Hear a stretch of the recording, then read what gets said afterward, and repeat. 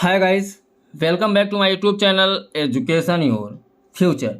मैं धीरज सर आज की इस वीडियो में बताने वाला हूं गद्यांश पर आधारित प्रश्नोत्तर #4, क्योंकि मैं इसके पहले 3 गद्यांश आपको बता दिया हूं। ठीक है, देखिए आपके बोर्ड एग्जाम में गद्यांश 6 नंबर का आएगा, तो वीडियो में शुरू से लेकर अंत तक बने रहें। और यदि आप चाहते हैं आपका बोर्ड एग्जाम 2025 में 95% यानी 90% के ऊपर ही रिजल्ट बने, 91, 92, 93, 94, 95, 96, 97 तक यानी 90% के ऊपर रिजल्ट बने, तो इस चैनल को सब्सक्राइब करके इस चैनल से अभी जुड़ जाइए।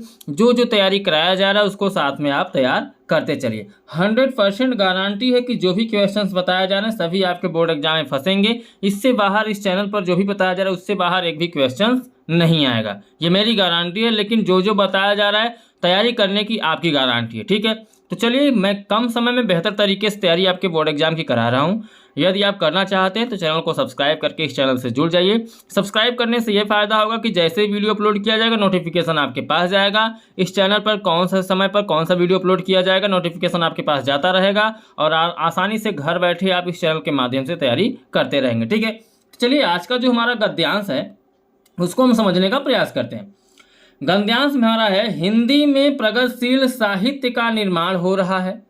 उसके निर्माता यह समझ रहे हैं कि उनके साहित्य में भविष्य का गौरव निहित है, पर कुछ ही समय के बाद उनका यह साहित्य भी अतीत का स्मारक हो जाएगा।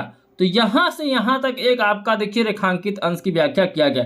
तो मैं ये भी बता दूं, देखिए बहुत बड़ा गद्यांश आपके बोर्ड एग्जाम में नहीं पूछेगा तो यहाँ से यहाँ तक एक पूछ लेगा, या ये नहीं पूछेगा तो अगला जो क्वेश्चन बनेगा, देखिए अगला कहाँ से कहाँ तक बन रहा है उसको देख लिए।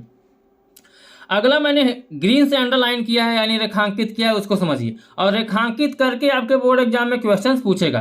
तो दूसरा जो क्वेश्चंस बन सकता है आपके बोर्ड एग्जाम में, आज जो तरुण है वही वृद्ध होकर अतीत के गौरव का स्वप्न देखेंगे, उनके स्थान में तरुणों का फिर दूसरा दल आ जाएगा जो भविष्य का स्वप्न देखेगा।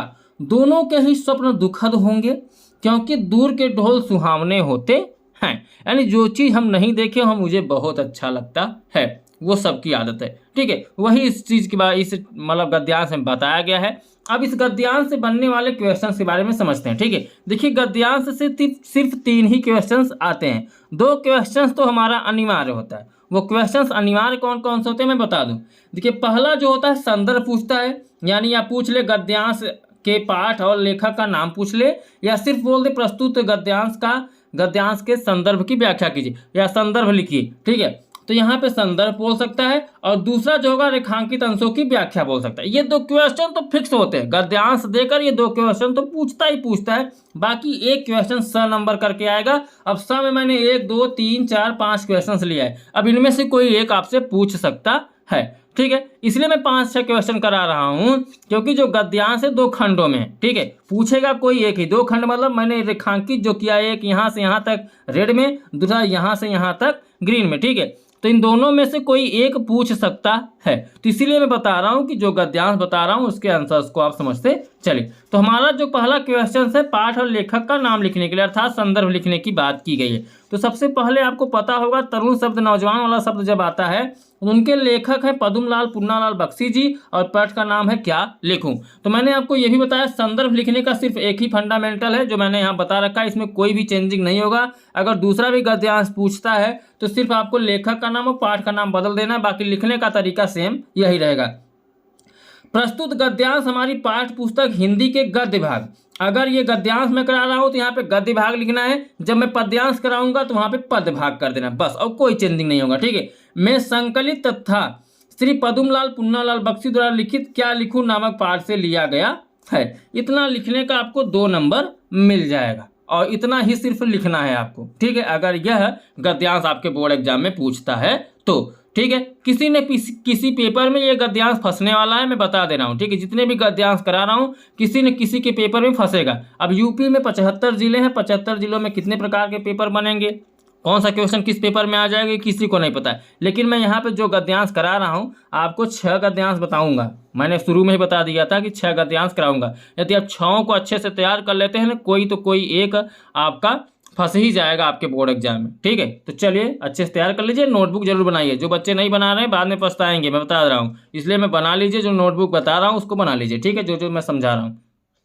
चलिए अगला क्वेश्चन जो है, अगला क्वेश्चन है रेखांकित अंशों की व्याख्या कीजिए। तो रेखांकित अंशों की व्याख्या करने का मतलब यहाँ पे दो तरीके से व्याख्या की जाएगी, क्योंकि दो रेखांकित पद हैं। तो पहले हम रेखांकित अंश की व्याख्या करेंगे यहाँ से लेकर यहाँ तक। यानी मैं आपको बता ही चुका हूँ कि रेखांकित अंश की जो व्याख्या की जाती है वो अपने भाषा में करना होता है आपको। और शुरू में लिख दीजिए लेखक का कहना है, या लेखक जो उससे प्रकाश डाल रहे हैं, जैसे भी लिखना है लेखक का नाम यहाँ पर जरूर लिखिए। लेखक का नाम नहीं लिखना चाहते तो उनके आधार पर लिखिए कि वो उनका कहना है। ठीक है, तो चलिए हम रेखांकित अंश की व्याख्या करते हैं। ठीक है, प्रथम रेखांकित अंश की व्याख्या। लेकिन आपको बोर्ड एग्जाम में ये सब नहीं लिखना है प्रथम रेखांकित अंश की व्याख्या, सिर्फ आपको लिख देना है व्याख्या, क्योंकि वहां पे एक ही अंडरलाइनिंग रेखांकित किया रहेगा, दो दो नहीं किया रहेगा। ठीक है, और बहुत छोटा ही गद्यांश आएगा।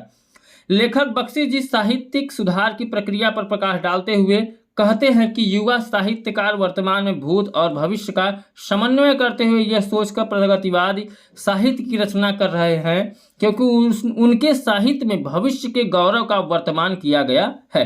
अतः भविष्य में उसमें सुधार की आवश्यकता नहीं होगी, किंतु कुछ समय पश्चात ही उनके सोच की यह भव्य इमारत धाराशायी हो जाएगी और आज के ये युवा लेखक भी एक दिन वृद्ध होकर अतीत का गुणगान करेंगे। इतना ही लिखने का आपको 2 नंबर मिल जाएगा, लेकिन ये आपके दिमाग में सेट होने वाला है नहीं। ठीक है, मैं एक तरीका बता रहा हूं कि अगर ऐसा पूछेगा तो आपको बोर्ड एग्जाम में उत्तर किस तरीके से देना है।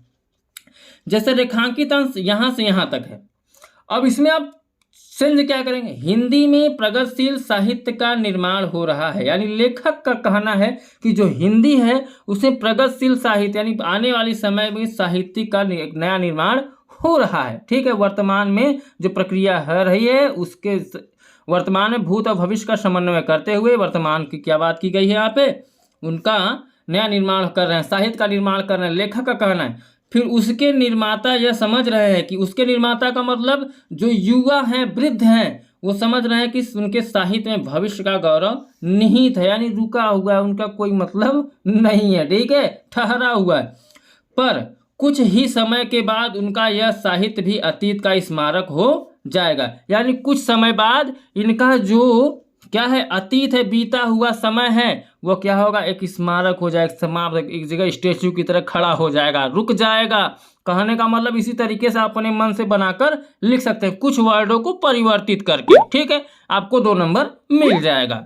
ओके, चलिए अब हम द्वितीय रेखांकित अंश की व्याख्या कर लेते हैं यहाँ से यहाँ तक। इसकी व्याख्या हमने यहाँ पे की है शुद्ध हिंदी में, उसको लिखिए। उसके बाद ना समझ में आए तो आप जो मैं बता रहा हूँ उसको लिख लीजिएगा। ठीक है, चलिए द्वितीय रेखांकित अंश की व्याख्या। लेखक बख्शी जी कहते हैं कि आज के युवा लेखक भी एक दिन वृद्ध होकर अतीत का गुणगान करेंगे और उस समय के जो युवा साहित्यकार होंगे वे वर्तमान से असंतुष्ट होकर कोई और नया साहित्य रचने लगेंगे, वे भी भविष्य के लिए चिंतित होंगे। यह क्रम सनातन है, युवाओं से भविष्य दूर है और वृद्धों से अतीत, इसलिए दोनों को ये सुखद लगते हैं। यह मानव स्वभाव है कि जो वस्तु उसकी पहुंच से दूर होती है उन्हें बहुत ही अच्छी लगती है, इसीलिए कहा गया है कि दूर के ढोल सुहावने होते हैं। ठीक है, तो ये हो गया लिखने का तरीका। चलिए अब हम आपको बताते हैं अपनी भाषा में इसको कैसे लिखेंगे, आपके बोर्ड एग्जाम में आएगा। आज जो तरुण है, तरुण मतलब जो आज के नौजवान हैं, वही वृद्ध होकर अतीत के गौरव का स्वप्न देखते हैं। यानी आज के जो नौजवान हैं वो आने बीते हुए समय का ही स्वप्न देखते हैं। जब वृद्ध होते हैं, वो जब बूढ़े हो जाएंगे तो क्या होते हैं, अतीत माने बीती हुई समय का वो क्या करते हैं, गौरव, बीते हुए सामने जिनके सामने अच्छे अच्छे कर्तव्य हुए रहते हैं, जो कर्म किए रहते हैं, उनका वो जो नए जमाने के नौजवान होते हैं उनके सामने गुणगान करते हैं। उनके स्थान में तरुण का भी फिर दूसरा दल आ जाएगा। यानी जब आप फिर बूढ़े हो जाओ, अभी आप नौजवान हो, बूढ़े हो जाओगे तो आपके बदले में कोई न कोई फिर नौजवान आपके स्थान पे आ जाएगा, आपकी उम्र का तैयार हो जाएगा, जो भविष्य का स्वप्न देखेगा, अर्थात जो आने वाले समय का ही क्या करेगा, स्वप्न देखते हैं। दोनों के ही स्वप्न सुखद होते हैं, यानी दुखद होते हैं। यानी दोनों के स्वप्न मतलब जो नौजवान हैं और वृद्ध हैं, इनके स्वप्न क्या होते हैं, दुखद होते हैं, क्योंकि इनको लगता है कि दूर के ढोल सुहावने होते हैं। दूर का मतलब जो नौजवान होते हैं वो सोचते मेरा भविष्य आगे बहुत बढ़िया होने वाला है, मैं इतना कमाऊंगा, ऐसे करूंगा, ये करूंगा, वो करूंगा, ये धंधा करूंगा, यहाँ जाऊंगा, वहाँ जाऊंगा। ठीक है, ये जो नौजवान होते हैं ये सोचते हैं। लेकिन बूढ़े जो होते हैं वो उस अवस्था में पहुंच चुके होते हैं तो बोलते हैं हमारा जो अरे हम पुराने थे, बस जब नौजवान थे तो हमारे ज़माने में चवन्नी चलती थी, अठन्नी चलती थी, हम यहाँ पे ऐसे करते थे, हम पहलवान थे, ये थे। वो गुणगान करते रहते। तो यही है, हम भविष्य में नौजवान जो है भविष्य में गुणगान करते हैं, हम भविष्य में ऐसा ये करेंगे वो करेंगे, और जो वृद्ध होते हैं वो बताते हैं कि मैंने नौजवानी में ये किया है, अभी तुम उसके बराबर भी नहीं हो। ठीक है, तो यही इसमें अंतर बताना है। अपनी भाषा में आप लिख देंगे तो 2 नंबर आपको आसानी से मिल जाएगा रेखांकित अंश की व्याख्या करके। ठीक है, उम्मीद करता हूँ आप समझ चुके होंगे। अब हम बढ़ते हैं नेक्स्ट क्वेश्चन की तरफ। क्वेश्चन नंबर सर, तो 3 ही क्वेश्चन आएगा, ये 2 मैंने आपको बता दिए, 2 नंबर यहाँ से आपका क्लियर हो गया। तीसरा स में से कोई एक क्वेश्चन पूछेगा।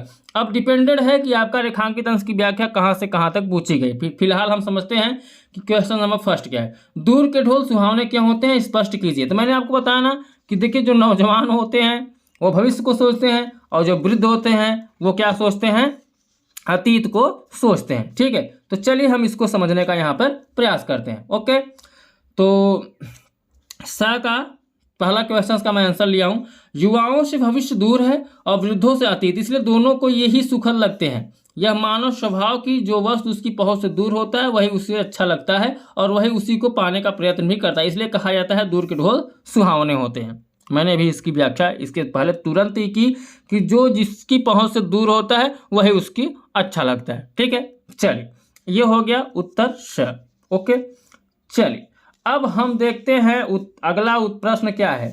स का पहला था, अब दूसरा उत्तर है, क्वेश्चन है, प्रगतिशील साहित्य को अतीत का स्मारक क्यों कहा गया है। प्रगतिशील स्मारक शब्द देखिए, अतीत का स्मारक हो जाएगा, यानी पर कुछ ही समय के बाद अतीत का स्मारक हो जाएगा। तो क्यों कहा गया है उसका आंसर हम देते हैं। यहाँ सब देखिए आंसर जो है आपके गद्यांश में छिपा रहता है।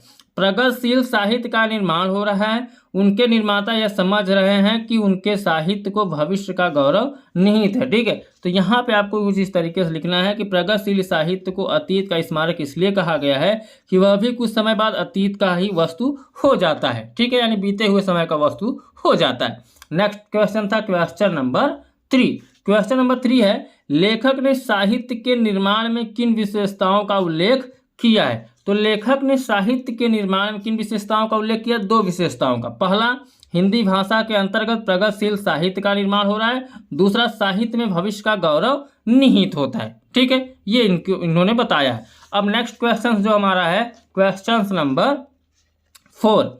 तो क्वेश्चन नंबर 4 और 5 दोनों देख लीजिए, साथ में ही करा दे रहा हूँ। प्रगतिशील साहित्य निर्माता क्या समझकर साहित्य निर्माण कर रहे हैं, और 5वां, प्रस्तुत अवतरण में लेखक क्या कहना चाहते हैं। ठीक है, चलिए इसको भी मैं यहाँ पे समझा दे रहा हूँ और बता दे रहा हूँ। चलिए देखिए, उत्तर स का चौथा, प्रगतिशील साहित्य निर्माता यह समझकर साहित्य निर्माण कर रहे हैं कि उनके साहित्य में भविष्य का गौरव निहित है। ये गौरव निहित है, ये सब आपको क्या हो रहा है, गद्यांश में मिल रहे हैं। तो प्रश्न जैसा बोल रहा है उसी के आधार में लेकर जो बोल रहा है उसको आप लिख दीजिए, वही आपका आंसर हो जाएगा। अब 5वां क्वेश्चन था। 5वां क्वेश्चन क्या था, मैंने आपको बताया कि लेखक क्या कहना चाहता है, जो गद्यांश है। तो लिखिए, लेखक कहना चाहता है कि, या लेखक कहना है कि जो कुछ भी आज प्रासंगिक है कल वही अप्रासंगिक हो जाएगा और उसमें सुधार की अपेक्षा की जाने लगेगी। यह अप्रासंगिकता और सुधार का क्रम जीवन के प्रत्येक क्षेत्र में और साहित्य में भी निरंतर चलता रहता है। लेखक का कहना है कि जो समय अभी चल रहा है, कल आप बूढ़े हो जाएंगे, जो बूढ़े हो गए तो इन्हीं का बस फेर बदल। अभी आप नौजवान हैं, भविष्य की बखान करेंगे कि भविष्य में मैं ऐसा करूंगा वैसा करूंगा, लेकिन जब आप बूढ़े हो जाएंगे तब आप बताएंगे मैं नौजवानी में ऐसा किया था वैसा किया था। तो यही लेखक कहना चाहते हैं। शुद्ध सी भाषा में आप लिखना चाहें तो लिख देंगे, 2 नंबर आपको आसानी से मिल जाएगा। अपनी भाषा में लिखने का प्रयास करेंगे तो आपको बेहतर तरीके से नंबर मिलेगा। ठीक है, तो यहाँ से आप समझिए कौन सा गद्यांश आपको पढ़ना है, कौन सा गद्यांश नहीं पढ़ना है, ये बता दिया जा रहा है। गद्यांश को किस तरीके से तैयार करना है ये भी बता दिया जा रहा है। बाकी आपका कर्तव्य है कि आप किस तरीके से तैयारी करते हैं, किस तरीके से नोटबुक बनाते हैं, अब किस समय पे अपना समय देते हैं तैयारी करने का, ये आपके ऊपर डिपेंड करता है। मुझे थोड़ी पता कि आपके पास कब समय है कब नहीं, लेकिन मैं बता दे रहा हूँ क्या क्या आपको तैयार करना है, बस वही तैयार कर लीजिए। 90% के ऊपर ही रिजल्ट बनेगा, इससे डाउन नहीं बनेगा, मैं गारंटी ले रहा हूँ, 100% गारंटी ले रहा हूँ। जो भी क्वेश्चन कराया जा रहा है सभी फंसेंगे, ठीक है। अब एक दो क्वेश्चन तो विवादित होते हैं, लेकिन कहने का मतलब जो क्वेश्चंस कराया जा रहा है आपके बोर्ड एग्जाम में फंसने ही फंसने वाले हैं, ठीक है। तो एक दो क्वेश्चन विवादित होते हैं, इसलिए मैं 90% नहीं बोल रहा हूँ भैया, पूरा 100% नहीं बोल रहा हूँ, ठीक है। तो आप चैनल को सब्सक्राइब करके इस चैनल से जुड़ जाइए और जो भी वीडियो अपलोड किया जा रहा है उसको आप अच्छे से तैयार करिए, ठीक है। हम आपसे मिलते हैं अगले वीडियो में, तब तक के लिए बाय बाय, जय हिंद, जय भारत।